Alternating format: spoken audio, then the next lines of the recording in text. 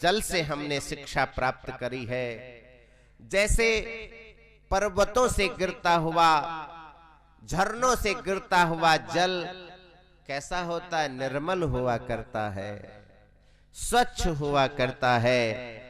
ठीक उसी प्रकार से आपके अंतःकरण में जो मन रहा करता है, उस मन को भी निर्मल बना लो।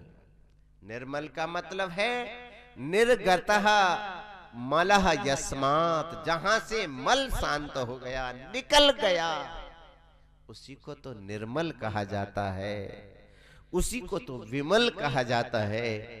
इसलिए भाई, इस मन की तरंगों में न आकर के, बुद्धि की बातों को सुन करके जीवन में तादृश क्रियाकलाप को उतारते हुए यदि हम कोई कार्य किया करते हैं तो वो कार्य पावन हुआ करता है, सुगंध वाला हुआ करता है। अग्नि से हमने तेजस्वती की शिक्षा को लिया। जैसे अग्नि का तेज कभी शांत नहीं होता, ठीक उसी प्रकार से आपका तेज भी कभी शांत नहीं होना चाहिए। आपके चेहरे का नूर जब भी शांत होगा, तब विचार कर लेना कि आपने कोई पाप कर्म किया होगा। जब व्यक्ति पाप कर्म में लिप्त हो जाता है, उसके चेहरे का तेज मने कांति शांत हो जाया करती है। इसलिए कांति को बढ़ाने के लिए पापी मत बनो, अपितु निष्पापी बनो। क्या बनो? निष्पापी बनो।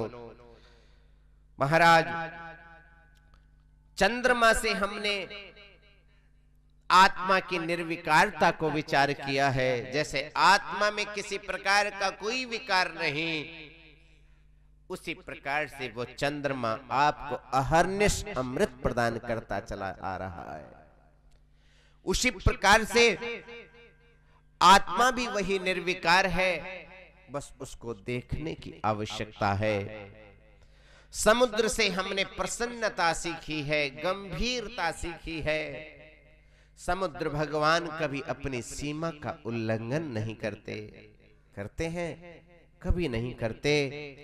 तो जिस प्रकार से हमेशा प्रसन्न होकर के समुद्र की लहरें आती हैं और आपके मन को हिला दिया करती हैं, मन भी हिलोरे लेने लग जाता है।